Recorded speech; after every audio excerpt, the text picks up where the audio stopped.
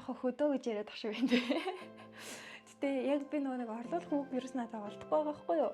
Яг юм 70 90-д ярьчих гэх юм уу те. Тэгээд ингээ хүн амтай айгу багтай тийм нэг амралтын газар шиг.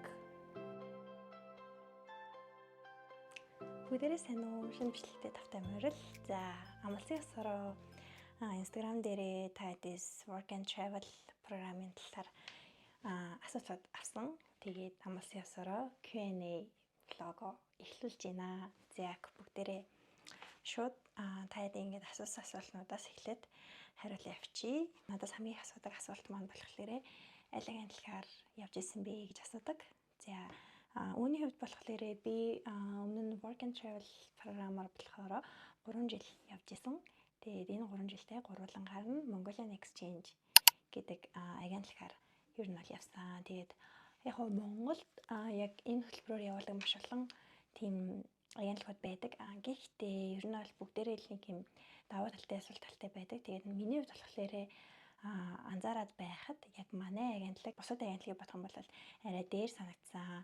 Би хэдий явж үзээгүй ч гэсэндээ манай найзууд, миний таньдаг хүмүүс гэж зөндөө олон хүмүүс бусад агентлагуудаар явж үзсэн.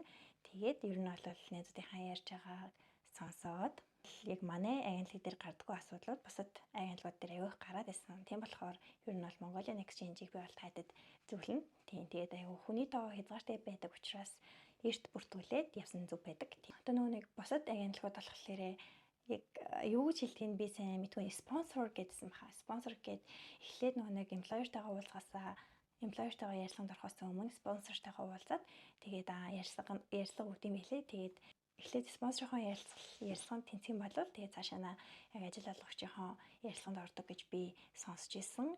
Тэгээд ер нь бол манайд ингэдэггүй яг юм спонсор гэж зүйл байхгүй гэх юм уу? Тийм ер нь бол ганц удаа шууд employer-ийн ярилцлага авах гэх юм бол авах, ахгүй гэх юм бол ахгүй. Тэгээд шууд одоо нэг видео оруулдаг шүү дээ. Тэр видеогоороо үзээд employer нь за би чамайг авлаа гэд ер нь бол хийдэг байгаа. За ажлаа сонгох хувьд болохоор манай агентлаг бүх хүүхдүүд дээр бүртгүүлсэн болоо шууд юм аккаунт нээгээд тэгээд тэр одоо өөрийнхөө профайл руугаа оронгуудаа одоо 9,000 намайг байхад л авдаг бараг 9,000 ажил байдаг гэсэн. Тэгээд ер нь бол яг Mongolian Exchange гэдэг шиг одоо бусад улсуудаас яг ийм яг Inter Exchange-ийн салбарууд байдаг. Тэгэхээр тэр олон улсын хүүхдүүдтэй хамтдаа одоо нэг ажилд орох боломжтой гэх юм уу? Яа. Тэгээ яг олон улсын бүх хүүхдүүдтэй нийлээд бүгдээрээ нэг одоо сайтанд ороод ажлуудаа ингээд ер нь бол өөрсдөө apply хийгээд эсвэл employer-удаас нь хүсэлт ирээд тэгээд тэрийг өөрөө зөвшөөрөх юм бол accept хийгээд ер нь бол явдаг байгаа. Тийм болохоор ер нь бол илүү амар байдаг гэсэн үг. Тийм байна. Тэгээд илүү өөрөө ажил сонгох боломжтой маш олон ажлуудаас өөрөө хайгаад фильтр хийгээд ер нь бол явах боломжтой байдаг. Нийт зардал нь хэд болж байсан бэ? Буцахтаа зарлаа нөхөж чадсан уу гэсэн асуултууд бас нэлээд ирсэн байсан. Ер нь бол утаар явж байгаа хүүхдүүд айгүй их нэг зарлаа нөхөж чадах болов уу гэсэн айцтай байдаг. Би ер нь бол яг 1 2 3 дугаар курстэй явж исэн байхгүй юу? Тэнгүүт тэр үед яг 3 дугаар курс яг жоохон олон хүнд байсан. 1 2 дугаар курс болохоор яг энэ хөтөлбөр одоо нэг олон хүнд танигдаагүй байсан байгаа. Тийм болохоор Америкт одоо ажилчид маш хэрэгтэй байсан гэх юм уу? Эрэлттэй байсан. Тэгээд сүүлийн үед болохоор ер нь бол энэ хөтөлбөр нэлээд өрөвдсөний хүрээнд одоо манай Монголоос тэгээ гадаадаас ер нь бол хаяагүй одоо оюутнууд маш ихээр хамрагдаж байгаа. Тийм болохоор second дээр жоохон асуудалтай болж эхэлсэн юм шиг харагдсан. Тэгээд би эхний 2 жилдээ болохоор яг second job хийгээгүй одоо ажилласан миний газраас ахгүй юу. Тэгээд тэр газраа би яг ер нь бол өглөө орой хойлондоо ажилладаг байсан. Шууд овертаймаар бодогддог байсан. Яа тийм ээ. Ер нь бол аль болох болж өгвөл second job хийхээсээ илүүтэй ажиллаж байгаа газраа овертайм хийвэл зүгээр санагддаг. Яа тэгэхээр овертайм хийх юм бол цалин чинь 1.5 дахин үржигдэж бодогдож байгаа. Тэгээд яг уу такс нэмээд илүү төлдөг гэсэн үг.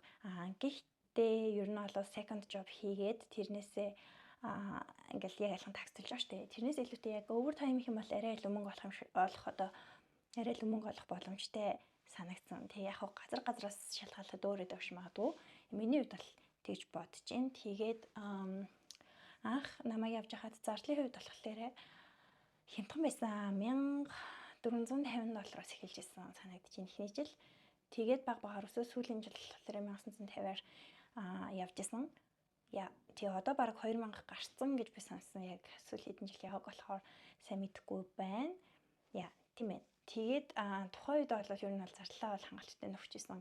Тэгээ хэрвээ хүүхдүүд таад их мөнгө олъё гэж бодож байгаа бол ер нь жоохон хөдөө газар руу явбал зүгээр байх.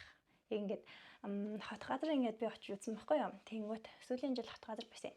Тэгэхээр яг ингээд аюу их үзэх юмтай амар гоё дэлгүүрүүд байдаг. Тийм болохоор одоо яг day off day үеэр ч юм уу амар шопинг хийдэг.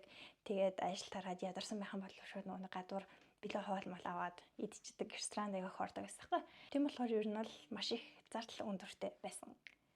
Яа, тийм байна. Тэгээд эхний 2 жил болохоор яг нэг газар очсон. Тэгээд ерөнхийдөө бол монголоор гэх юм бол ер нь бол хөдөө гэсэн үг тийм. Гэхдээ ер нь бол байгаль үнэхээр гоё байсан учраас ер нь бол их амар тэгж үйдаггүй. Яг уу тэр үед бол мөнгө ер нь бол нэлээд сайн хийсэн. Яа тэгэхээр ойр хавьд дэлгүүр байхгүй хот газар руу очиё гэх юм бол заавал машинаар явдаг байсан байхгүй юу тийм газар. Тийм болохоор ер нь бол айгүйх тийм мөнгө хадгалж чадсан гэж бол харж байгаа. За тэгээд мөн дээрээс нь бас нэг зүйл хэлэх юм бол хэрвээ чиний англи хэл чинь сайн дайчгүй тэгээд галтгоонд эсвэл ресторанд ч юм уу ажиллах тийм чадвартай гэж өөрийгөө бодож байх юм бол ер нь тийм ресторан ч юм уу эсвэл нэг тийм фаст фуд энэ төр хийдэг газрууд байдаг шүү дээ. Тиймэрхүү газар ажиллавал зүгээр байх. Яа тэгэхээр тийм газар ажиллах юм бол цаанаас нь чамд хоол өгнө. Тэгээд хоол өгж байгаа нь ер нь бол нэгдүгээрт мөнгөө хэмж байгаа. Хоёрдугаар болохоор Америкт яг үндэ ингээд амар их ажиллаа байх юм бол хоол хийж идэх гэдэг бол үнэхээр хэцүү байдаг заяа. Яг ингээл за амар жам чи би очиж хоолоо хийчнэ, хоолоо хийгээд иднэ гэд бодож байгаа ч гэсэндээ ер нь бол яг цагаат болохоор худлаа байдаг. Амар ядарсан байхад юу нөгөө хоол гаргаж ирээд хийх идэгтэй тийм байдаг. Тэгээд ер нь бол дандаа junk food-ээр хоолдог байхгүй юу. Тэгэл айгүйх нөгөө McDonald's, Burger King гэж юм уу те эсвэл нөгөө slice pizza мэт айгүйх байдаг учраас тиймэрхүү юмар айгүйх хоолдог. Тэгээд ходоод өвддөг. Тийм байна. Яг миний ходоод яг сүүлийн жил би яг тэгж хооллоод миний ходоод ер нь бол амар өвдөж ирсэн байхгүй юу. Тэрнээс хойшоо ер нь бол ходоод айгүй өвддөг болсон. Тийм байна. Тэгэхээр ер нь бол ийм хоол ер нь бол ийм kitchen help ч юм уу эсвэл яг server host ч юм уу те тиймэрхүү яг хоол чамд эрүүл хоол өгч чадах үс тиймэрхүү газар байвал зүгээр санагддаг. Яа тийм ээ. За тэгээд буцаад өнгөрөөг оръё. За тэгээд ер нь бол хот газар байхлаар яг нэг бодлын чи ингээд 3 сарын хугацаанд ажил хийж байгаа одоо хоорондоо day off-оор ч юм уу те яг тийм үеэрээ баяр маяраар ч юм уу амарж байгаа үедээ илүү нэг ойр хавийнхаа хотуудаар аялах боломжтой. Тэгэхээр илүү их газар үзнэ, илүү их юм үзнэ, илүү олон найзуудтай болно гэсэн. За тэгснээрээ жоохон мөнгө өрдөг. Хэрвээ яг одоо хөтөлбөрөө дуусгаад 9 сард ч юм уу те нэг том хотод руу аялье гэж бодож байгаа бол хөдөө байжгаад жоохон мөнгө төгрөг хурааж агаад тэгсүүлтэн цаад бас аялж болно. Ер нь бол өөрөө чинь л дур байдаг. Надад бол аль аль гой санагдчихсан. Тэгэл ер нь бол сайн л ажиллах хэрэгтэй дээ. Тэгээд зарим хүмүүс бол хот газар очичоод амар их мөнгө хураадаг, зарим нь хурааж чаддаггүй. Тэгээд housing, хоол ундан дээр ер нь бол өөрөө зохицуулалт хийж чадах юм бол мөнгө олоод тэгээ гоё хүснэр шопинг хийгээд тэгээ гоё аялах боломжтой байдаг. Тэгээ яа тийм л байна. Тэгээд хувь хүний өөрийнхөө савуугийг хэрхэн хариуцаж чадхаас л ер нь бол маш их зүйл шалтгаалж байгаа шүү. Энийг жоохон урдуур хариулдаг гэж ингэнэ. Ажлын саналаа хүлээх хэрэгтэй юу? Өөртөө аплайдах нь зүгээр үү гэж байна. Ер нь бол өөрөө төрүүлээд аплайцсан би бол зүгээр гэж бодож байна. Яг тэгэхээр чи тухайн газар руу аплай хийхээ өмнө ер нь бол тухайн газараа ингээд судалж байгаа шүү дээ. Хэрвээ чамд таалагдаж байх юм бол зүгээр аплай хийгээлээ. Тийм тэрэн зөв. Тэгэхгүй ингээд эмплойер хүлээх юм бол ер нь жоохон мөдгүү. Миний анзаарснаар Америкчууд ер нь бол дийлнийх нь нэг их тэр нэг мэйлээ ч юм уу шалгаад байдаггүй. Тэгээ айгүй цагийг нь тулгадаг гэсэн үг. Яг одоогийн байдлаар одоо хөвчлэн амралтын газар ч юм уу тиймэрхүү газрууд J1 авдаг. Тэгэхээр одоо ийм өвлийн хүүтэн байгаа цагаар яг бид эдийн ажил сонгох цаг маань явдаг шүү дээ. Тэнгүүд энэ үеэр одоо тэр Америкт байгаа хүмүүсийн маань ажил ер нь бол зогссон байдаг гэсэн үг. Аюу нөгөө тийм slow болсон байдаг. Тийм болохоор ер нь бол нэг амар нөгөө нэг ажилчин шаардлагатай гэл хамгийн маа ингээл хайгаал тий. За гэс хүний ол юм бол гэж ер нь бол тэгээд байх нь аюу ховор байдаг шүү. Тийм болохоор өөрсдөө аль болох аплай хийгээд таалагдчих юм бол тэгээ явуулсан зүгээр. Тэгээд хэрвээ манай бусад агентлаг яадаг би сайн мэдэхгүй байна. Яг хэрвээ Mongolian Exchange-ээр явж байгаа бол өөрсдөө аплай хийгээд тэгээд өдөр болгон ороод тэрийг шалгаад бай. Тэгээ үнэхээр чамд таалагдсан ажил байгаад тэгээд чам руу хариу өгөхгүй байх юм бол мэйлээр нь мэйл энтер тогтмол бичээдээ. Гэхдээ ер нь бол мэйлээр шалгадаг нь жоохон ховор байдаг. Мессежийн хүмүүс л мэйлээр шалгадаг. Тийм болохоор аль болох холбогдох Facebook page энүү Instagram хаяг байна уу те тэднийг нь үзэж хагаад тэгээ гоё өөрөө аль болох хичээгээ тэгээд холбогдоод үзээрэй. За тэгээд үндсэн ажиллагаа хажуугаар давхар ажил хийх илүү цаг гардаг уу гинэ. Тухайн одоо first job чинь хэрэг цагийг чамд өгж байгаа. Яг ажлын хуваар нь ямар байдгаас шалтгаалаад second job хийх боломжтой эсвэл боломжгүй гэдэг нь гарч байгаа. Хэрвээ second job хийх боломжгүй нэг тийм хоёрын хооронд цагууд байдаг штэ. Тийм цагтай байгаад байх юм бол ер нь бол ажлынхаа газраас надад өөр тайм өгөөч ээ. Өөр тайм өгөх боломж байгаа юу? Өөр одоо яг мессеж солиод ч юм уу те позишноос солиод ажиллах боломж байгаа юу гэдгээ бас өөрөө асуугаад ер нь бол зөвшөлдсөх юм бол аюу хэрэгтэй байдаг. Яг өглөө нэг housekeeping энтер ч юм уу эсвэл орой яг ресторанд ажилладаг хүмүүсийн хувьд болохоор өглөө бол орой бол өглөө гэд зөвлөлөө second job ер нь хийх боломжтой байдаг шүү. Амарлаглаа хүүхдүүд болохоор 3-4 ажил зэрэг хийсэн гэл тэгдэг. Тэгээ миний хувьд бол ер нь нэг тийм амар яг улаарч бол нэг ажилдаггүй байсан. Зүгээр уусаа амралт тэгээд яг бусад одоо Монголд байгаа хугацаанд би анаахаа байсан шүү дээ. Тийм болохоор амар их ядардаг. Тэгээд амралт ер нь бол бараг байдаггүй байсан учраас зундаа тэгэл жоохон тэгсгээл явдаг гэсэн. Тэгэл болох одоо гол нь ингээ хэдийн мөнгө олох гэж явж байгаа ч гэсэндээ ер нь бол Америк руу ингээ очих чинь тийм амар амар зүйл биш шүү дээ. Виз ер нь бол J1-аас бусад виз бол тийм амар амархан гарахгүй. Тийм болохоор ер нь бол очиод ингээ байгаа цагаа гоё enjoy хийгээд тухайн улсынхаа гоё соёлтой танилцаад өөрөөр орны найзуудтай болоод тэртэйгээ хамтдаа гоё цагийг өнгөрүүлэх нь илүү одоо чиний ирээдүйд гоё дурсамж болж үлднэ. Тийм болохоор заавал ингээд мөнгөний араас ингээд амар улаарад байхгүй гоё өөрийнхөө биеийг бодоо тэг гоё дурсамжууд бүтээгээд явбал илүү гоё шүү. Тэгээ манай өмнө нь бас Батар явж байсан хүмүүс манаас бүгдээрээ яг мэдчихэл анх яг хөө тэгэл мөнгө ажил их хийн гэл ер нь бол явдаг. Гэхдээ яг өндөө очиод яг дараад нь ингээд бодхолоор гоё найзууд хамттай хүмүүсийн дурсамжууд байдаг шүү. За одоо бүртгүүлвэл амжих болов уу гинэ. Ер нь бол бүртгэлийг агентлагууд ихэнх нь яг 9 сараас эхлээд авдаг. Тэгээд ер нь бол сүүлийн үед бол амар хурдан үрдэг болсон. Тэгээ 9 10 за хамгийн оройдоо бараг 11 сар хүрэх нь хүрэхгүй байна уу? Ер нь бол айгүй эрт бүртгэл маань хаагддаг. Тийм болохоор ер нь бол явъя гэж шийдэж бодож байгаа бол яг эртгэн бүртгүүлсэн дээр байдаг шүү. Бүгдээр нэг хүүхдийн тоотой байдаг. Тэгээд түрүүн хэлсэнчлэн сүүлийн үед маш олон хүүхдүүд J1-аар явж байгаа учраас аль болох эрт бүртгүүлсэн зүг байдаг. Тэгээд яг Мерсээр одоо нөгөө явж байгаа болсон ч юм уу эсвэл бол цаанаас нь жоохон хитэн коват өгсөн болвол нэмэлтээр зар оруулаад тэгээд хүүхдүүдээ ер нь бол авдаг. Тэгтээ тэр нь бол ер нь бол ховорхон. Тэгээд 4-5 сар нэг Мерсээр хүүхдүүд л авдаг. Ямар ч хэсэн Монгол үйл ажиллагаа явуулдаг агентлагуудаас залгаад асуусан бас илүү зүг арах гэж бодож байна. За яаж ажиллаа зөв сонгох вэ? Алдаж онсон зүйлс гинэ. Би ажил сонголтын дээр нэг амар алдсан гэж бол өөрийгөө бодохгүй байна. Яг тэгэхээр миний байсан эмплойерууд ер нь бол бүгдээрээ амар гоё, мундаг, амар найрсаг хөөрхөн хүмүүс байсан. Тийм байна. Тэгээд яг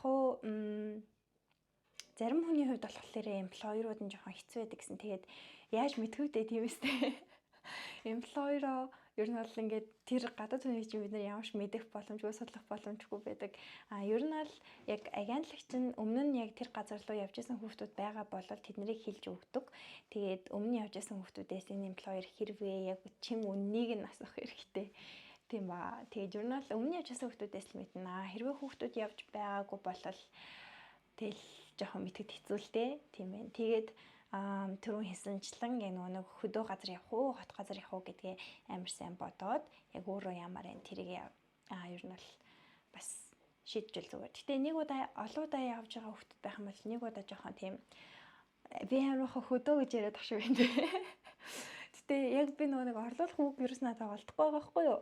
Яг юм далайн иргэд ярьч гэх юм уу те. Тэгээд ингээ хүн амтай айгу багтай тийм нэг амралтын газар шиг гэх юм уу? resort гэх юм уу. Тиймэрхүү газар ер нь бол нэг яваад үзчихвэл зүгээр санагддаг. Тэгээд тийшээ ер нь бол нэг олон хүүхдүүд авдаггүй байхгүй тийм газрууд. Тэгэхээр ер нь бол чамд overtime хийх боломж өндөртэй. Тэгээд дээрэс нь тухайн газар ер нь бол заавал нэг буудалтай байдаг. Тэгээд дээрэс нь ресторан ч юм уу байдаг. Тийм болохоор аль алин дээр нь ер нь бол ажиллах боломжтой тийм байдаг байгаа. Сонголтын дээр ч тэгэл өөрхөн чаддаг юмнуудыг хийвэл зүгээр. Тэгээд яг үндэ цэвэрлэгийн мөрлийг хийж чадахгүй бол тэгээд очиод тэгэл жоохон ааштай менежер энэ төр таарчих юм бол тэгэл ер нь жоохон хэцүү байдаг. Ингээл олон талаа юм яриад чиний ингээ хийсэн юм чаараас ч өгөөлөл яваад байна гэсэн үг. Тийм болохоор өөрхөн чаддаг, дуртай, хийхийг хүсдэг зүйл чинь ер нь бол яг ажил сонголтын дээр чинь байна уу? Байвал тэрийгээ л ер нь сонгоод орсон дээр байх. Тэгэл ер нь очиод гоё олон улсын хүүхдүүд байгаа учраас тэд нартэй гоё ивтэй байгаарэ. Тэгээд хэцүү харилцаатай тийм улсын хүүхдүүд бол байдаг. Тэгээд одоо хэдхэн сар байх юм чинь зохицоо тэгээд амьдрахаас өөр арга байхгүй. Тийм л энэ дөө. Тэгээд хаашаа явж исэн бэ гинэ. За би болохоор эхний 2 жил яг мейн руу явж исэн байхгүй юу? Түрүү хэлсэн жоохон хөдөө газар гэдгийгсэн шүү дээ. Тэр газар руу явж исэн. Тэгээд эхний жил яваад надад ер нь бол хүмүүс нь байгаа орчин нь үнэхээр гоё таалагдсан. Тэгээд амар гоё амар тайван байсан байхгүй юу? Тийм болохоор 2 дахь жилдээ ахаад тэр газар руу явсан. Тэгээд 3 дахь жилээсээ болохоор бараг миний сүүлийн жил ах гэж би бодоод тэгээд 2 жил одоо жоох юм нам гүм тайван тийм газар байсан болохоор 3 дахь жил бол жоох юм юмэр чи юм хүний хөдөлгөөн ихтэй тийм гоё хоцорон газар руу яваа гэж бодоод тэгээд би Нью-Жерси рүү явж исэн. Тэгээд тэнд бас ер нь бол амар их дурсамж болсон. Амар их дурсамж үлдсэн. Тэгэхээр гоё байсан. Тийм ээ. Тэгээд ер нь хоёулаа л гоё байсан. Тэгээд яг 3 жил явж исэн гурвангаас нь яг ингээд үлдсэн амар сайн найзуудтай. Тэгээд бүгднтэй надад хүртэл холбоотой байдаг. За тэгэл үлдсэн бараг дандаа амгаахтай холбоотой асуултууд байх шиг байна. Ангаахын 3 дугаар курсыг явбал зуны дадлага яаж зохицуулах вэ? Багштай ярилцах хэрэгтэй юу гинэ. Ер нь бол 3 4 5 6 за 6 биш 3 4 5 дугаар курстэй ер нь бол явна гэж бол ер нь бол жоохон хэцүү заяо. Гэхдээ ер нь бол мерсээр явдаг хүүхдүүд байдаг. Тэгээд тэд нар ч яаж зохицуулдаг яа гэдгийг би бол сайн мэдэхгүй байна. Тэгээд би бол ер нь бол болсон, явхан болсон. Тийм байгаа. Тэгээд яг 2 3 талтай л та. Тэгээд ер нь бол анаа чинь жоохон хэцүү штэ ингээд 100 ер нь бол амарна гэж бол байхгүй. Тэгээд шалгалт малгалт өгөөд гэд бүр тэгж ингэж байсаар итэл тэгээд ер нь бол 100 өнгөрчдөг. Ерөөсөө амарна гэж бол ер нь бол бараг л байхгүй дээ. Тийм ээ. Тэгээд ер нь бол анагаахын хэрвээ чи анагаахын оюутан болоод хамгийн явах боломжтой жилчин 1 2 дугаар курс байгаа. Тэгээд боломж нь таарад олдох юм бол 6 дугаар курстэй явах боломжтой. Тийм. Тэгээд 1 2 дугаар курстэй яваад ирчүүл ер нь бол бараг зүгээр гэдэг дөө. Тэгээд гэтээ одоо сүүлийн үед 1 2-ын надаас амар их асуусан шалгалтаа зохицуулах уу гэж заахгүй. Тэрийг би бас өнөх Q&A влог дээрээс хэлжсэн. Миний үед болохоор шалгалтууд хамгийн оройдоо бараг 10 за хамгийн оройдоо 12 моёр ингээд дуусчдаг байхгүй юу. Тэгэнгүүт одоо болохоор шалгалтууд бүр оройдоо 20 морин хүргээд байгаа гэсэн баха. Тийм ээ. Минийх тэгж дуустдагээс болохоор би шалгалтаа дуусгаж явдаг байсан. Тэгээд нэг удаа нэг хичээлээ ингээд ер нь бол уг нь ингээд амар олон явж байгаа хүмүүстэйг нийлээд техникийн эрхлэгчтэй ингээд очиж уулзаал ингээд амар зөвшөлдсөд явсан байхгүй юу. Тэгсэн чинь яг үндэ ирээд лээ болж байгаа байхгүй тэр чинь. Бүр амар хэцүү заяо. Ингээл та нар жаргалаа хөөж явсан гэж юу нь бол хэлдэг. Тэгэл нөгөө нэг тохирсон багштай яасан ийсэн тэгээ яг шалгалтаа өгөл гэж байгаа юм л та. Гэхдээ тэр нь бүр ингээд өвөл өгөн заяо. Ингээд дараа доод курсын хүүхдүүдтэй ингээд өвлийн шалгалт одоо өгдөн штэ. Тэд нартай нь юу нь бол хамт өгдөг гэсэн. Тэд нартай хамт өгөөд тэгэл яг нөгөө багштай төлөвлөгөөнөөр төлөөд шалгалтаа өгж болж байгаа. За тэгээд болсон ч гэсэндээ ингээ хоёроо төгсөнгүүтээ 3 руу оронгууд аавс руу очиж байгаа штэ. Тэгэхээр ингээд дүнчөө ордгоо заяо. Бүр орохгүй байгаа л хичнээн жил байгаа л. Тийм. Тэгээ ингээд оруулаад өгөөч гээд гуйх хэцүү, гуйхгүй хаах хэцүү. Тэгэл ер нь бол байж лээдэг дөө. Тэгэхээр аль болох 1 2 доо хичээлээ таслахгүй явсан зүгээр. Тэгээ дээш нь бол дадлага мадлага бол ер нь тэгэл хайн маяг гэж бол байхгүй дээ. Тийм лээ. Ер нь жоохон хэцүү. Тийм болохоор би энэ дээр яг хичээл яаж зохицуулах яахыг талаар бол үнэхээр мэдэхгүй байна. Тийм. Тэгээд явдаг хүүхдүүд бол байгаа. Тэднээс бас асуувал зүгээр юм болов. Гэтэ ер нь бол багш нар чинь дургуулах нь дөө. Тийм болохоор баг явахгүйсэн дээр хэрвээ аавс бол бусад салбарууд байгаа штэ. Тэд нар бол ари өөр ах. Тэд нар бол гайгүй. Тэгээд жоохон аавс болохоор жоохон хэцүү байдаг шүү. Тийм ээ. Тэгээ хэрвээ дүүнэр үзэж байх юм бол 1 2 тал боломжтой байгаа. Угаасаа нөгөө нэг 3 4 5 гээл тэнгуут дандаа нөгөө нэг уртын дадлгад хийдэж штэ. Айгу олон хоногоор сараар. Тэгэхээр ер нь бол жоохон хэцүү байдаг байхгүй юу? Бүхэл бүтэн 8 сар хүртэл дадлага хийчихэж байгаа. 4-р курстэй болохоор 5-р курстэй 8 сар хүртэл дадлага хийж байгаа. 4-р курстэй болохоор 7 сарын 15 маа хүртэл дадлага хийж байгаа. Тийм энэ 3-р курстэй тэгэл дахиад бас 1 сар мар 6 сарын 20-д хүртэл жилөө дадлага хийж байгаа. Тийм. Тэгэхээр ер нь бол жоохон хэцүү. Employee-ийн зөвшөөрөх юм бол дадлага хийж дуусгачаад үргэлжлүүлээд явсан зүгээр. За яваад ажиллаад дараа нь 14 хоног аялаад ирээ гэвэл хичээлээ яа зохицуулах вэ? Ангаах гинэ. Энэ дээр ер нь бол бас л зохицуулалт байхгүй шүү. Эхний 14 хоног чи яг лекцүүдийг хүүхдүүд бол ер нь бол тасалчдаг. Гэтэ сүүлийн үед болохоор сүүлийн жилүүдэд лекцийн эрсцийг аягүй их авч байгаа. Тэгээд лекцийн эрсц одоо 25% дэшинээ тасалсан байх юм бол юу яа? Дадлага хичээл суулгахгүй. За суулаа гэж бодоход ер нь бол тасалсан лекцийн цагийн тоогоор төлбөр төлнө. Эсвэл бол төлбөр төлсөн ч гэсэндээ одоо онооноос ч хасагдана. Тим журмаар явж байгаа. Тийм ээ. Тэгэхээр аль болох хичээлээ дуусны дараа яваад эхлэхээс өмнө ирүүл зүгээр. Би бол өмнө явдаг байхдаа дандаа эхний 7 хоногтой багтаад би нэг 3 4 хоног л тасалдаг байсан. Тийм миний тэр үед бол нэг амар лекцийн эрс мэрс гэж авдаггүй байсан болохоор гайгүй тэгээ сүүлийн үед ус амар болон амгаахын хүүхдүүд яг утаар яваад амар болон хичээл ингээд тасалсан заяо. Тэгэл багш нарын жоохон дургуй хүргэж байгаа. Тийм тэнгуут яг ингээд хугацаанд яваад ингээд амжуулаад ажгүй яваад ирж байгаа хүүхдүүд ер нь бол жоохон гайхалаад байгаа санагдсан. Тийм миний намайг бас явахад бас жоохон асуудалтай байгаадсан байхгүй. Тэнгүүд надаас дээш нь явж исэн хүүхдүүд бас нөгөө айгүй хичээлээ тасалдаг байсан юм билээ. Шулмалт өгөхгүй шууд хаяавчдаг амар зоргороо.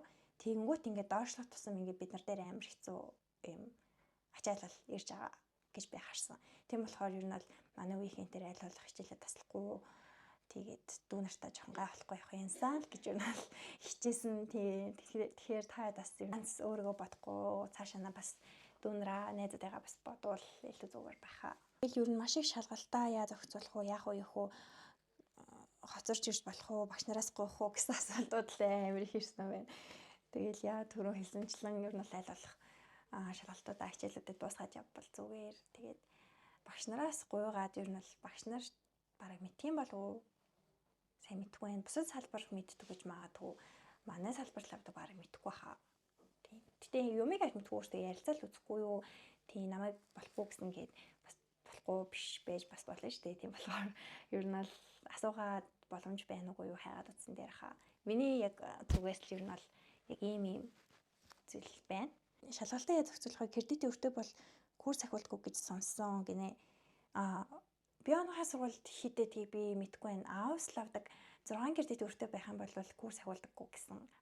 Хэрвээ яг 3-аас 3 4 5 6 дугаар 3 4 5 дугаар курс байх юм бол нөгөө нэг шалгалтын шууд блокер авчирсан шүү дээ. Тэгэхээр ер нь бол боломжгүй гэсэн. Блокийн шалгалт өгөхгүй бол курс ахих боломжгүй байгаа. За та хэдийн асуулт ер нь бол иймэрхүү байна. Тэгээд дацрах амгаахын талаар асуусан байсан болохоор товчхондоо бүгдийг нийлүүлээл өөрөө мэдж байгаагаар ингэж хариуллаа. Тийм тэгээд хэрвээ батаар явж байгаа болвол маш гоё тэр олдсон цагаа гоё enjoy хийгээд очиод жоохон хэцүү байна. Гэрээ санаа хоолон тохирохгүй. Хонштой байна. Гэтэ ирэх жил дараа нь дахиад 2 жилийн дараа ч юм уу ирэх боломж бас хэр байгаа бол байхгүй байх магадлал айгүй өндөр. Тийм болохоор олцсон энэ цаг амар гоё хаад жаргалтайгаар өнгөрүүлээрээ маш олон гоё найзуудтай болоод олон гоё дурсамжуудыг бүтээгээрээ гэж хүсмээрээ. Яг тухайн жил хамт байсан найзууд чинь болгож байгаа дурсамжууд ингээ амар гоё үйл явдлууд байгаа шүү дээ. Тэр чинь дахиж хизээж ирэхгүй, хизээж давтагдахгүй одоо дараа жил нь бүгдээрээ ярьж байгаа газар очиё гэсэн ч гэсэндээ зарим нэг нь байхгүй ч юм уу те.